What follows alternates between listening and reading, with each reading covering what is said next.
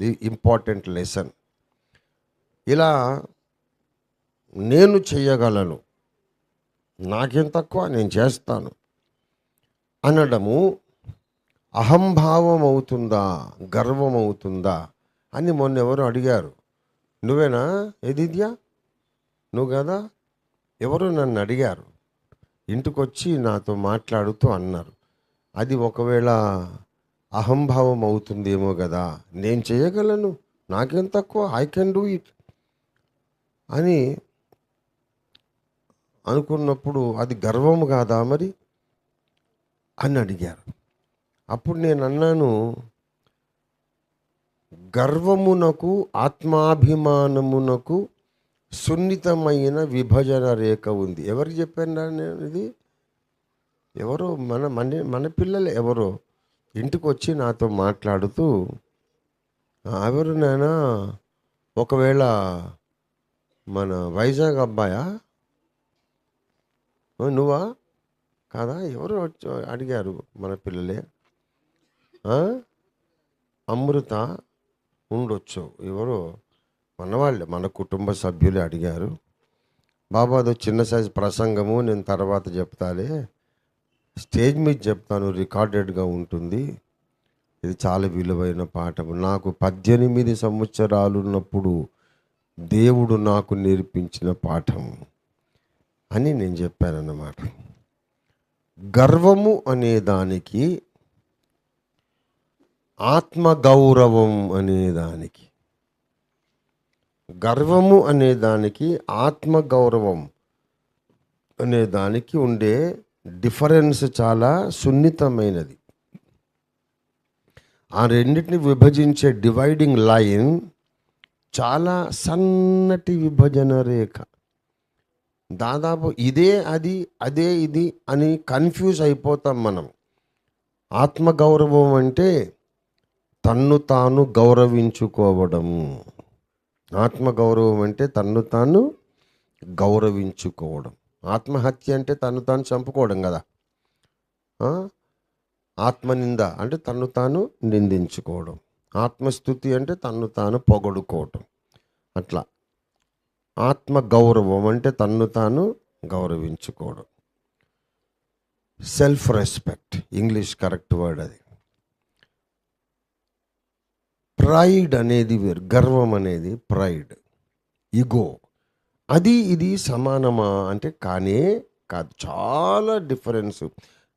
కానీ దానిని, ఆ రెండింటిని విభజించే రేఖ చాలా సన్నటి రేఖ ఉంటుంది, కనిపించదు. ఇదేమో ఇది అది అంతా ఒకటేనేమో అనిపిస్తుంది. డిఫరెన్స్ ఏమిటో నాకు 18 ఏళ్ళు ఉన్నప్పుడు, నా వయస్సు 18 ఏళ్ళప్పుడు యేసయ్య నాకు నేర్పాడు. నేను ఆత్మాభిమానం గల వ్యక్తిని, ఆత్మగౌరవం గల వ్యక్తిని. నన్ను చాలామంది గర్విష్టోడు అనేవాళ్ళు. రంజిత్ తోఫీరు బాగా గర్వం అండి, ఎవరిని లెక్క చేయడు, గర్వం అని అంటే చాలా గాయపడేవాడిని నేను ఎందుకు ఇలాగా ఈ పేరు పొందుకుంటున్నాను? నేను తగ్గించుకోవాలి అంటారు. తగ్గించుకోవాలంటే అంటే అవతలోళ్ళు తప్పు చేస్తున్నా ఒప్పనాలనా? అవతలోళ్ళు 2 4 కాదు 6 అన్నా సరే రైట్ అనాలనా? అవతలోళ్ళు కాకి నల్లగా కాదు తెల్లగా ఉంది అన్నా సరే అవుననాలనా? అదా తగ్గింపు? అప్పుడైతే మంచోడిని అంటారు. అంకుల్ మీరు చెప్పింది తప్పు, కాకి తెల్లగా లేదు నల్లగా ఉంది కదా అంటే గర్వం అంటున్నారు. నేను రైట్ మాట్లాడుతున్నాను, నన్నేమో గర్విష్టోడని ముద్ర వేస్తున్నారు అని చాలా బాధపడేవాడిని. చాలా సున్నిత మనస్కుని. వందలాది రాత్రులు, వందలాది సందర్భాలు నిద్యుండులో మొహం పెట్టుకొని వెక్కి వెక్కి ఏడ్చేవాడిని. అంత బలహీన మనస్కుని నేను. ఆడపిల్లలే నయం, నేను అంత బలహీనుణ్ణి, సున్నిత మనస్కుని. ఏడ్చేవాడిని. నన్ను ఇలాగ అంటున్నారు ఏంటి, గర్వం గర్వం అంటున్నారు, నన్ను దుష్టునిగా దుర్మార్గునిగా చూస్తున్నారు అని ఏడ్చేవాడిని. కొంతమంది అయితే వీడిలో ఏదో వేరే స్పిరిట్ ఉందిరా, వీడు మామూలు మనిషి కాదు, some other spirit is there. ఏంటి అసలు ఆ ముఖం చూడు, ఏంటి అసలు వాడు వేరే లోకం మనిషిలాగా మాట్లాడతాడు, వాడిని చూస్తే భయం వేస్తుంది అని ఇట్లాగా మాట్లాడుకున్నా. నేను వినేటట్టే, నాకు వినబడేటట్టే మాట్లాడేవాడు. చాలా ఏడ్చేవాడిని. నేను చేసిన తప్పే ఉంది? 2 2 4 అండి. 4 తప్ప మీరు ఏదన్నా తప్పే. 2 2 4, 4 కాదు, నువ్వు 3 అన్నా తప్పే, 5 అన్నా తప్పే, 7 అన్నా తప్పే, ఇంకెన్నైనా తప్పే. 2 2 4 అవుతుంది కానీ ఇంకేం అవ్వదు అని చెప్తే, పెద్దలకి ఎదురు చెప్తావా అంటే, పెద్దల ముందు సత్యానికి ఎదురు చెప్తున్నారు కదా. ఎక్కాల పుస్తకానికి పెద్దలు అడ్డంగా ఉల్టా మాట్లాడుతున్నారు. పెద్దోడైతే వాడు ఏది చెప్తే అది కరెక్టా? అలా కాదండి అని వినయంగా చెప్పినా తప్పేనా? ఈ క్రైసిస్లో నేను నలిగిపోతూ రోట్లో పచ్చడి నూరినట్టు నన్ను మెత్తగా ఈ సమాజం నూరింది నన్ను. చాలా మరి దుఃఖంతో, బాధతో, ఆయాసంతో, వేదనతో నేను పెరిగాను. 18 ఏళ్ల వయసు ఉన్నప్పుడు దేవుణ్ణి అడిగాను, యేసయ్యా నువ్వు నాకు నిజం చెప్పు, నీవే నా తీర్పరివి. నేను గర్విష్ఠినా? మనుషులు ఏమనేది నాకు అవసరం లేదు, మనుషులు ఏమనుకునేది నాకు అక్కర్లేదయ్యా, నువ్వేమనుకుంటున్నావు? నేను గర్విష్ఠున్నా? అలాగైతే నేను మార్చుకుంటా. నాకు అక్కర్లేదు నాయన, నాకేమో కిరీటాలు వస్తున్నాయి, నా పద్ధతి మార్చుకుంటా, ఇంకా ఎవరిని దేనికి ప్రశ్నించను. గర్విష్ఠ అనే పేరు నాకు అక్కర్లేదు. ఎలా ఉంటే మంచోడని లోకం అంటుందో అలాగే ఉంటా. తప్పు జరిగితే జరగని, ఒప్పు జరిగితే జరగని, నాకెందుకు? ఈ లోకం నాదా? లోకం నేను సృష్టించానా? నేను పరిపాలిస్తున్నానా? నా కోసం నేను చేశానా? లోకం కాదుగా. ఏదన్నా నాశనం కానీ నేను ఎందుకు దిద్దుబాటు చేయాలి? ఒకటి తప్పే మాట్లాడని, తప్పని నేను ఎందుకు చెప్పాలా? చెప్పి మళ్ళీ నేను ద్వేషించబడాలా? ఎందుకు నాకు? నీ దృష్టిలో నేను ఎవరిని అని నేను ప్రభువుని అడిగాను. అప్పుడు నాకు 18 సంవత్సరాలు. కొత్తగా ఈసీఐఎల్లో నేను జాబ్కు ఎక్కానన్నమాట. అప్పుడు యేసయ్య ఒక మధురమైన, అద్భుతమైన పాఠం నాకు నేర్పించాడు. నాకు ఎవ్వరూ చెప్పలేదు. ఆనాటికి ఈనాటికి నేను ఏ గ్రంథంలో కూడా ఇది చదవలేదు. ఎక్కడైనా ఉంటే ఉండొచ్చు, నేనైతే చదవలే. డైరెక్ట్గా నాకు దేవుడే, యేసు ప్రభు వారే చెప్పారు. ఆత్మగౌరవం అంటే, ఆత్మగౌరవం కలిగిన వ్యక్తి తన్ను తాను గౌరవించుకుంటాడు. గర్విష్ఠి కూడా తన్ను తాను గౌరవించుకుంటాడు. గర్విష్ఠి కూడా తన్ను తాను ఘనపరుచుకుంటాడు. ఆత్మగౌరవం కలిగిన వ్యక్తి కూడా తన్ను తాను ఘనపరుచుకుంటాడు. ఇద్దరూ కూడా తన్ను తాను ఘనపరుచుకుంటారు. కనుక ఆ రెండు సమానమేనేమో అని భ్రమ కలుగుతుంది. కానీ రెండవ స్టెప్లో చూస్తే, గర్విష్ఠి తన్ను తాను మాత్రమే ఘనపరుచుకుంటాడు, ఇంకా మిగతా అందరూ నాకంటే తక్కువ అనుకుంటాడు. అది గర్వం. ఆత్మగౌరవం కలిగిన వాడు ఏం చేస్తాడంటే, నేను చాలా గొప్పవాడిని అనుకుంటాడు, నా ఎదుట ఉన్నవాడు కూడా ఏం తక్కువోడు కాదనుకుంటాడు. తన్ను తాను గౌరవించుకున్న ప్రకారం ఎదుటివాడిని కూడా ఘనపరచడానికి ఇష్టపడేవాడు ఆత్మాభిమాని. తన్ను హెచ్చించుకుంటాడు, అలాగే ఎదుటివాడిని కూడా హెచ్చిస్తాడు. అందులో వాడికి మనస్సుకు నెమ్మది దొరుకుతుంది. ఆ మనస్తత్వం పేరే ఆత్మగౌరవం. గనుక నా కుమారుడా, నీలో గర్వము లేదు, ఆత్మగౌరవం ఉంది. నిన్ను నీవు గౌరవంగా చూసుకుంటావు. నీ ఎదుట ఉన్న వాడి కులం ఏది, జాతి ఏది, వాడికి ఉన్నటువంటి స్టేటస్ ఏది చూడకుండా అందరినీ ఘనపరుస్తావు చూడు, అది నా లక్షణం అని చెప్పాడు యేసయ్య. అది నా లక్షణం.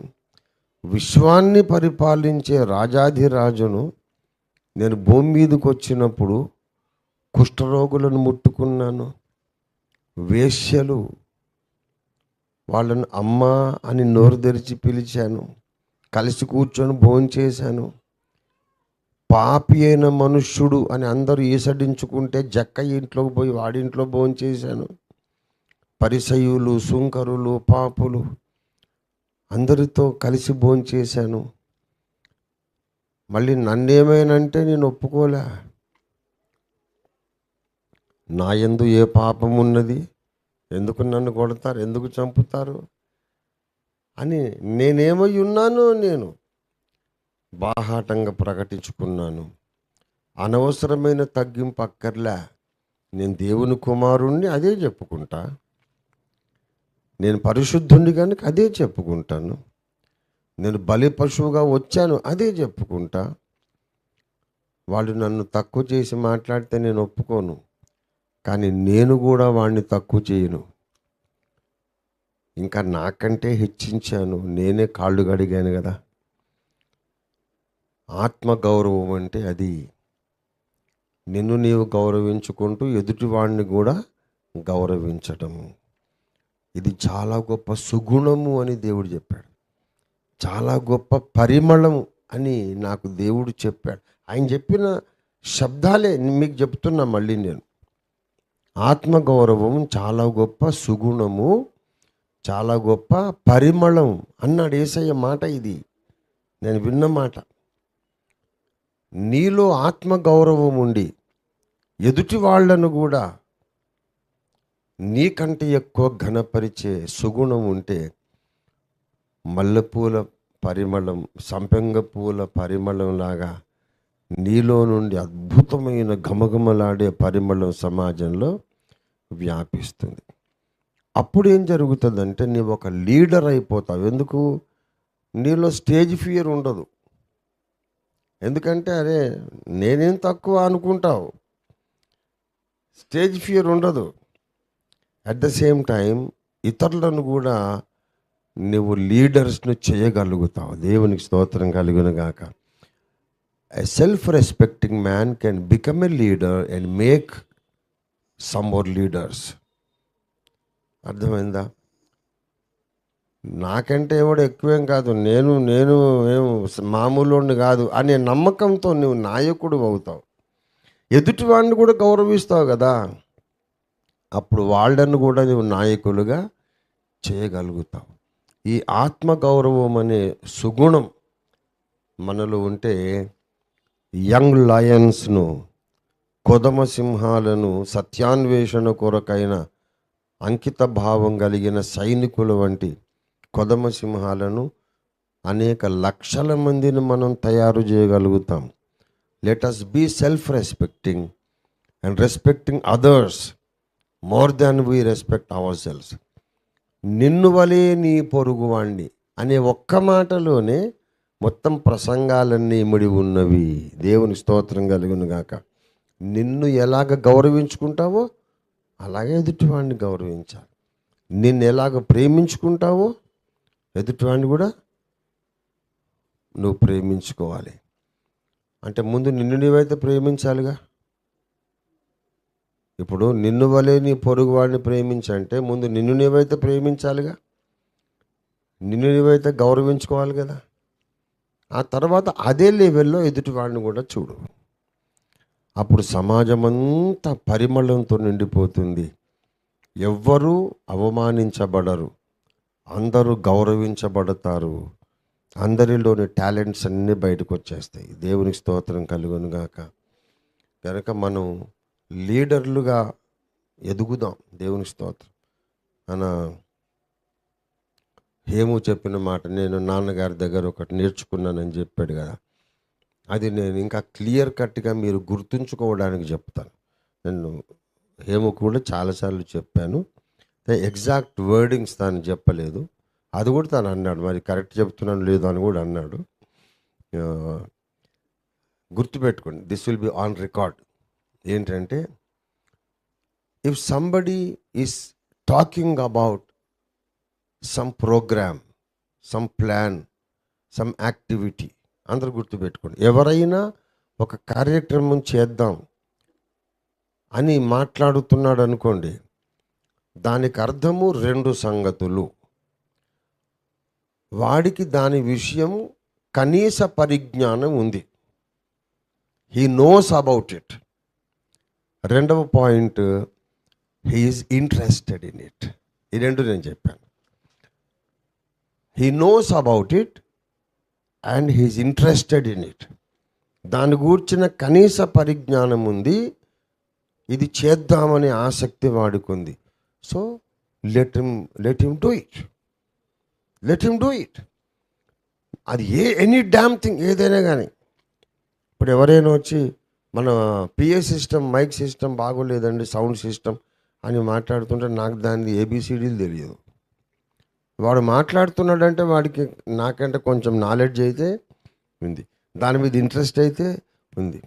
కాబట్టి నేనేం అలసిపోకుండా, అరే బాబు అట్లయితే చెయ్యి, మరి చెయ్యండి. నేను చెయ్యనిచ్చినందుకు వాడు సాటిస్ఫై అవుతాడు. ఇక్కడ పని జరుగుతుంది. 3 ప్రయోజనాలు చేయనిచ్చినందుకు. చేయనిచ్చినందుకు వాడు సంతృప్తి పొందుతాడు, ఆనందిస్తాడు, పని కూడా మూడోది ఏంటంటే వాడు నన్ను లీడర్ చేస్తాడు. He makes me A leader. అన్నీ నేనే చేస్తాను అనేటోడు లేబరు, వాడు లీడర్ కాదు.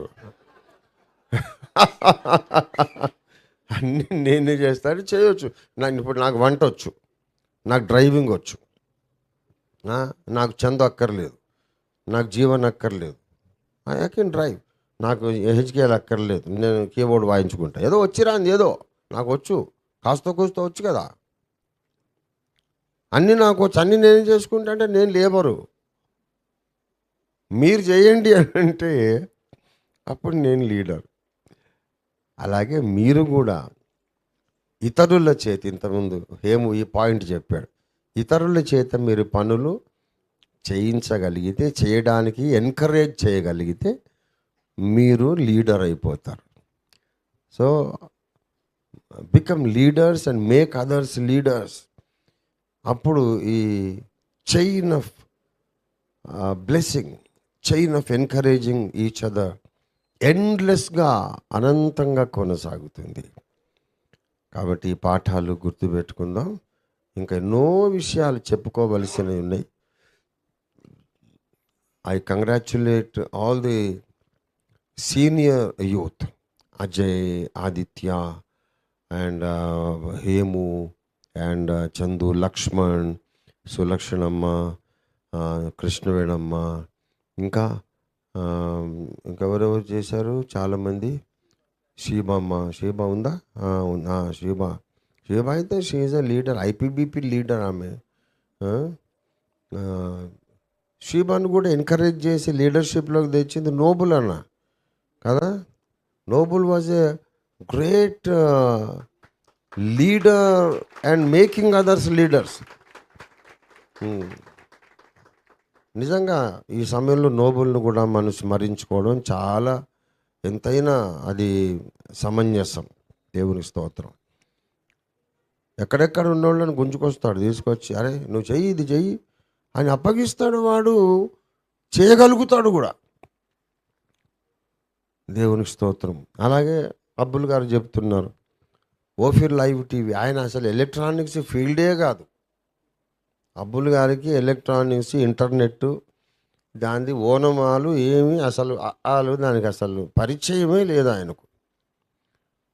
కానీ ఆయనకు భారం, అయ్యగారి సందేశాలు లక్షల మందిలోకి తీసుకెళ్ళాలి సామాజిక మాధ్యమం ద్వారా.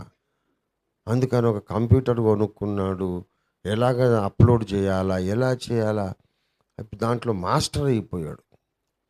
ఏది ఎక్కడ కట్ చేయాలి, ఎంతవరకు ఎట్లా అప్లోడ్ చేయాలా, everything he became a master. ఇప్పుడు ఓఫీర్ లైవ్ టీవీ అనేక లక్షల మందికి వెలుగులు, కాంతులు వెదజల్లుతూ ఉంది.